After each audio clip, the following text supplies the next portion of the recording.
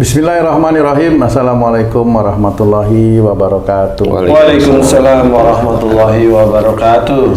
Para pemirsa dan sahabat beriman dimanapun berada, alhamdulillah kita berjumpa lagi di Ustadz Danu Official Channel. Semoga kita selalu dalam lindungan Allah Subhanahu wa Ta'ala. Amin ya Rabbal Alamin. Di video kali ini seperti biasa kita akan ngaji lagi bersama guru kita semua, Pak Ustadz Danu. Assalamualaikum Pak Ustadz. Waalaikumsalam warahmatullahi wabarakatuh. Assalamualaikum Bang J. Waalaikumsalam Pak Tung. Alhamdulillah. Nah, para pemirsa dan sahabat beriman dimanapun berada, kali ini saya akan bertanya kepada guru kita Pak Ustadz Danuji. Nanti ikut ya. Oh siap Pak. Mantap. Siap. Begini Pak Ustadz, bagaimana ya caranya agar mendapatkan rezeki itu berkah di hadapan Allah ya? Walaupun saya sudah pensiun nih Pak Ustadz, kan saya pengen juga harta saya itu berkah seperti itu. Apakah nanti harus banyak-banyak sedekah atau ngadain pengajian sering-sering? Bagaimana Pak Ustadz caranya Pak Ustadz? Iya. Bismillahirrahmanirrahim. Assalamualaikum warahmatullahi wabarakatuh. Waalaikumsalam warahmatullahi wabarakatuh. Amin ya rabbal alamin. Jadi untuk mendapatkan rizki yang berkah itu yang jelas yang harus diperhatikan adalah pada saat ikhtiar untuk mendapatkan rizki. Oh, awalnya itu bagaimana, kan seperti itu.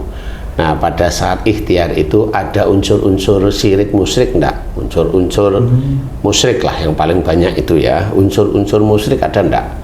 Kemudian ada unsur syiriknya juga enggak? Kerja di kontraktor lah dulu, sekarang kan udah pensiun nih Pak Ustadz. Dapat gaji. Otomatis itu berkah gaji itu gitu? Gimana? Nggak bisa dibilang berkah. Jadi gaji itu ya halal aja, halal, thayyib, seperti itu. Ya istilahnya berkah itu kan doa kita, mudah-mudahan halal, thayyib, dan insya Allah mudah-mudahan berkah, kan gitu. Nah, keberkahan itu namanya dari caranya itu udah bener, baik gitu ya, halal. Kemudian berkah itu yang bagaimana? Berkah ini macam-macam nanti. Ya, kita syukuri pendapatan kita tiap bulan itu, kita syukuri terus. Kemudian kita juga membagi-bagi sedekah atau infak kepada saudara-saudara kita yang tidak mampu, boleh. Kemudian alhamdulillah dengan gaji yang seperti itu menjadikan kamu itu lebih meningkat apa namanya? Meningkat ibadahnya. Meningkat tanpa memperlihatkan kesombongan kamu dalam beribadah. Seperti itu. Karena banyak juga orang yang kelihatannya meningkat ibadahnya di mata manusia, tapi pada waktu kita sering mendengarkan dia bicara, ya enggak, ini biasa aja, malah kelihatan ujub riaknya itu di situ gitu. Bahkan sombong di situ. Karena apa? Ya dia mau memperlihatkan bahwa dia punya uang, kemudian dia pengajian. Padahal ngomongannya bukan masalah pengajian. Ngomongnya ini ngomong biasa aja, kemudian oh tempatku itu tiap minggu ngadain pengajian. Kalau bisa datang ya, ini omongan kemana, dia omong apa. Nah ini titik ini bukan dikatakan berkah, ini ada kesombongan. Kan gitu ya. Tetapi kalau dia mau mengajak, boleh, mamanya syiar. Oh boleh, tetapi kan harus lihat-lihat dulu. Umpama kamu ditanyain sama Haji J nih, Pak Tung, kok tiap minggu hari malam Jumat kok rame terus sih rumahnya Pak Tung? Enggak apa-apa, biasa aja, itu kerjaan istri saya umpamanya. Kan tanya lagi, apaan itu kerjaan? Nah ini terpaksanya emang harus cerita, ini istri saya alhamdulillah atas izin Allah ngadain pengajian tiap minggu kecil-kecilan. Untuk apa pengajian? Nah ini udah mulai tanya nih serius nih.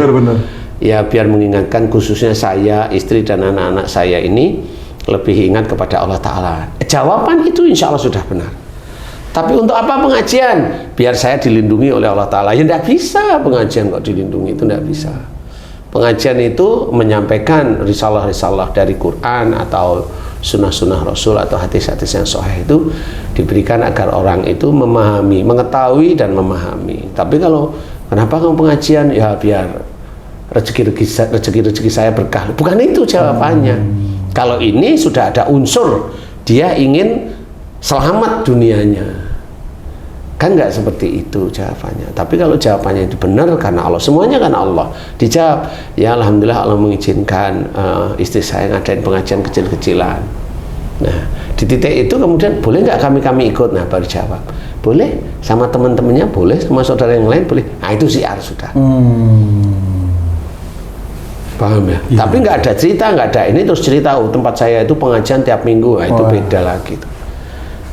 Ada unsur kesombongan. Jelas, nggak mungkin nggak ada unsur kesombongan, insya Allah.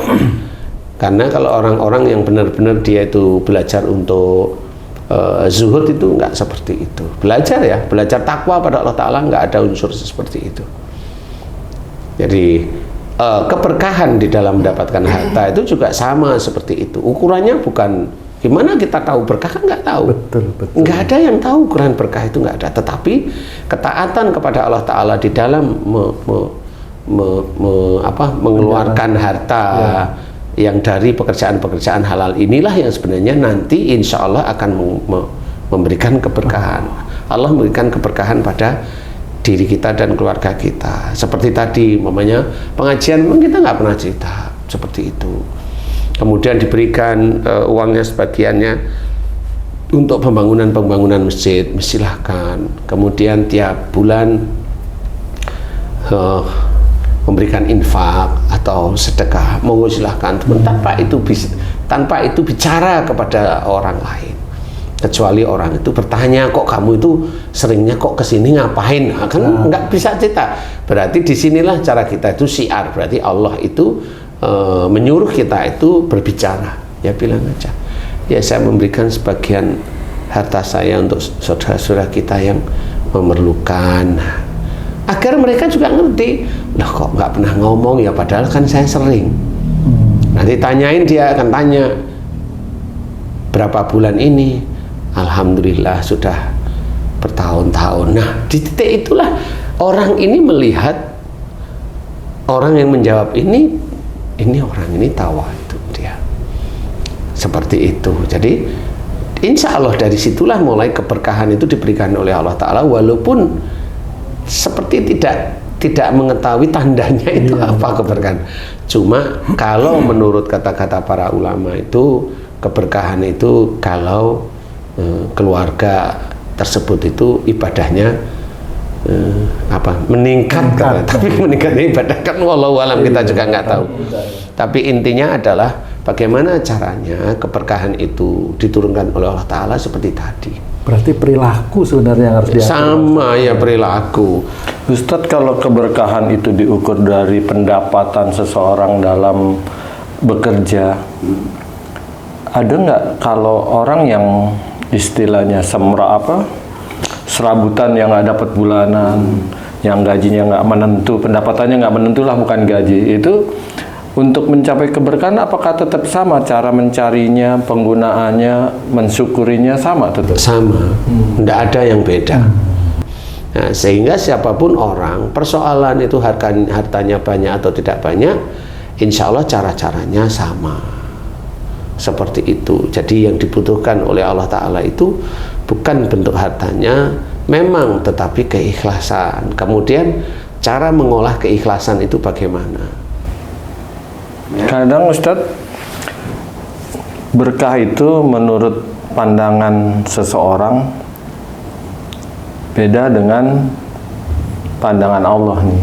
Menurut dia itu, wah udah berkah nih, tiap Jumat sumbangan segala macam. Tapi itu tadi ngomong gitu kemana-mana. Nah, menurut dia tuh udah berkah. Setelah kita mengetahui tentang berkah itu ada syarat-syaratnya itu, gimana Ustaz?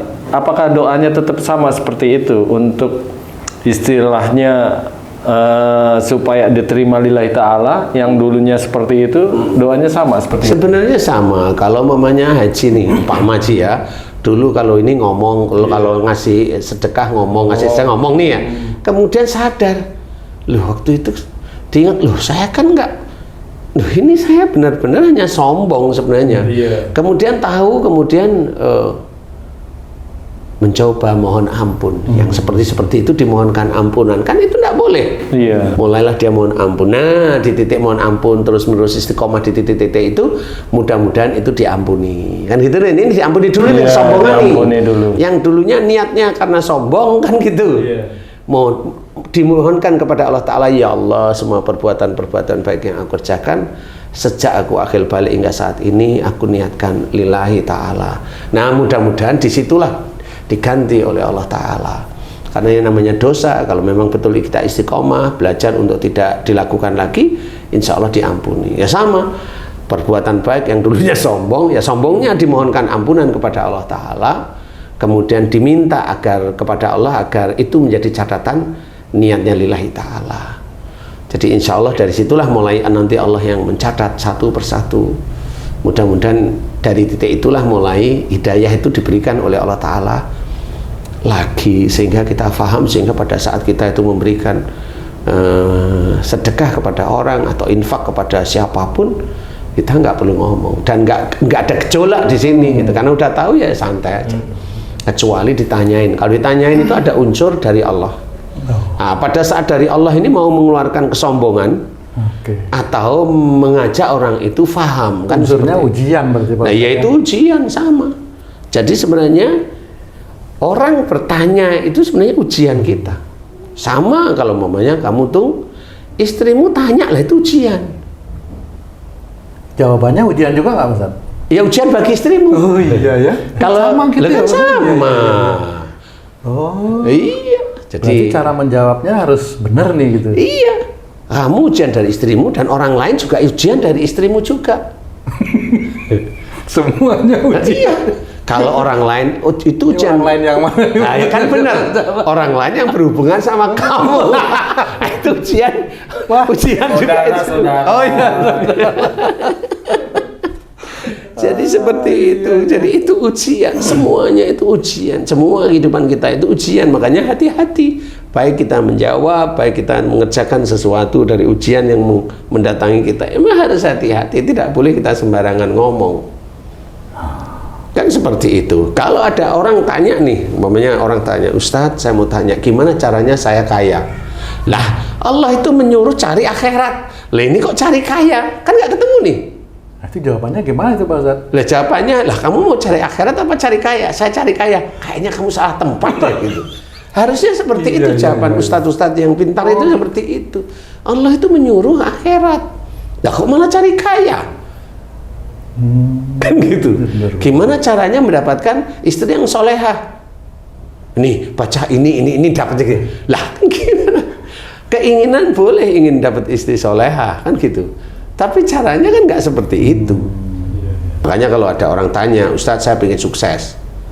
Ini bingung saya juga. Sukses apa ini gitu loh. Lah Allah itu nyuruh itu akhirat, ini kok sukses ini gimana nih? Kan gitu, kan nggak bisa. Kan seperti itu. Jadi kayak umpamanya ada nih suatu kontraktor instansi nih ngajak ustadz sama anak-anak yatim di situ kajian. Untuk apa kajian ini? Untuk apa? Mau belajar agama?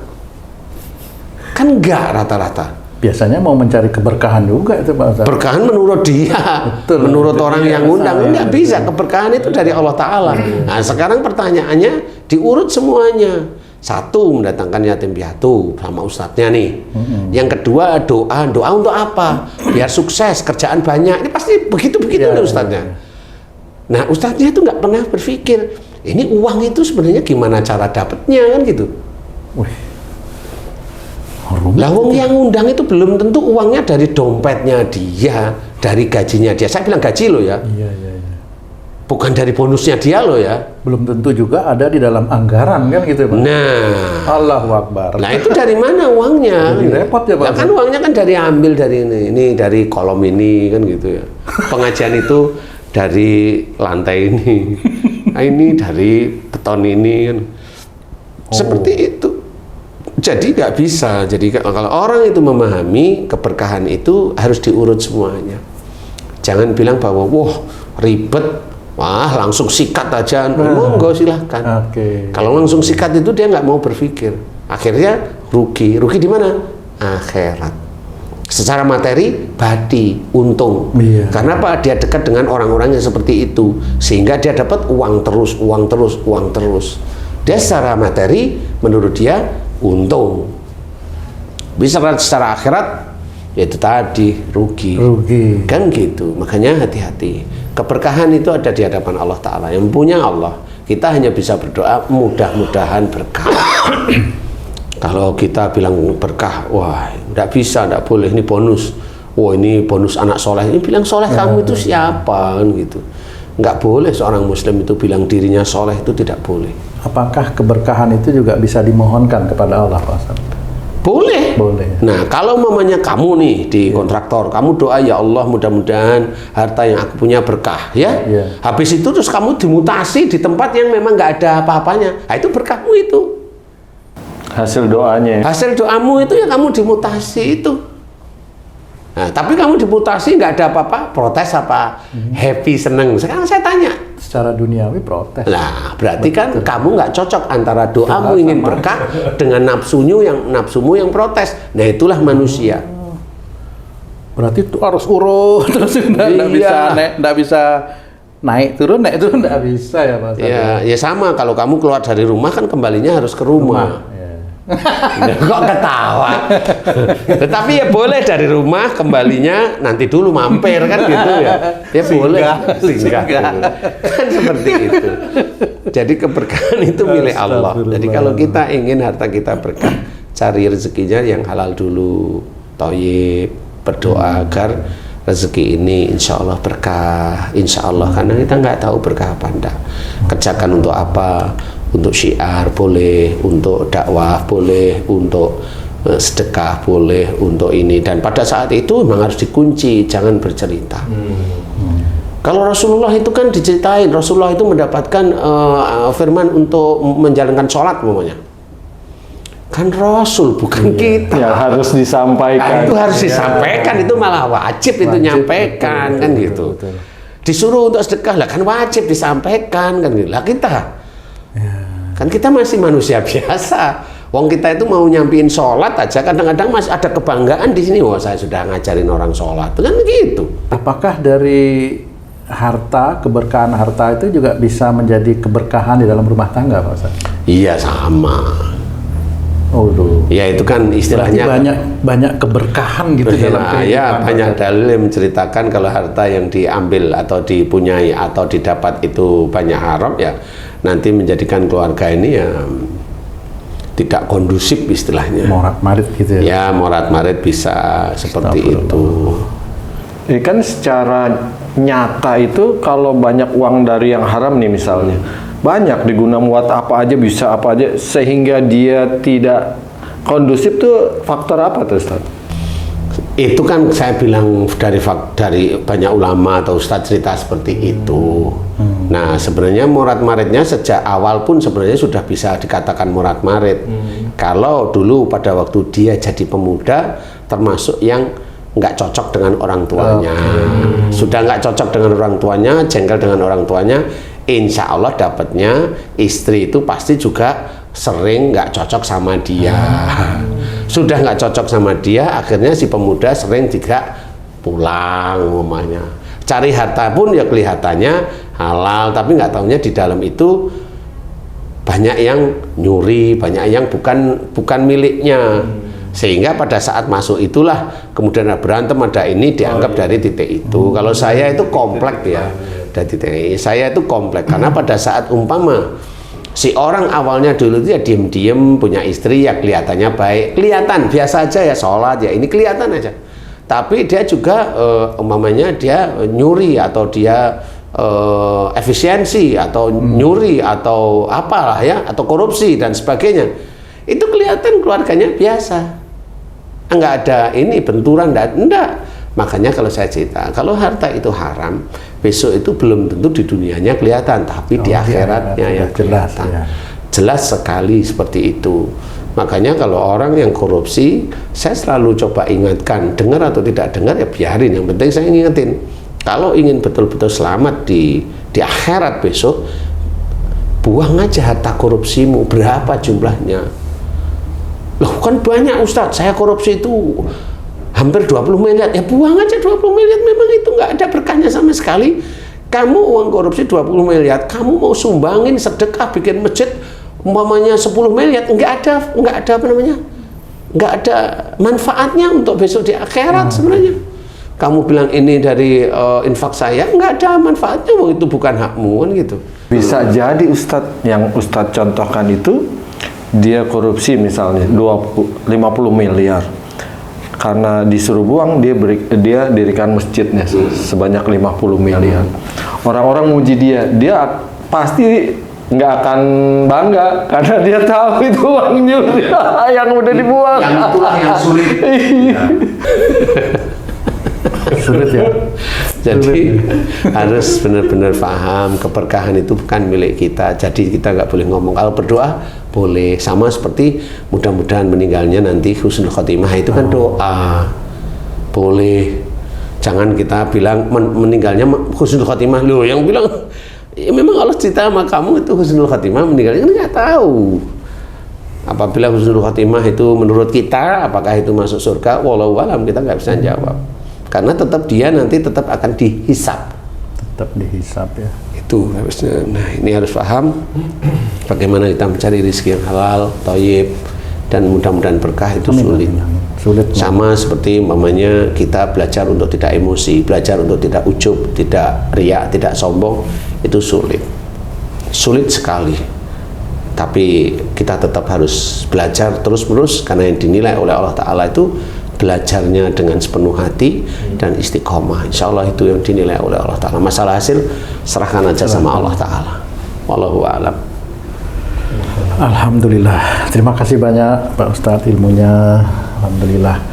Para pemirsa dan sahabat beriman dimanapun berada, mudah-mudahan apa yang telah disampaikan oleh guru kita Pak Ustadz Danu bisa kita pahami, kita aplikasikan dalam kehidupan sehari-hari.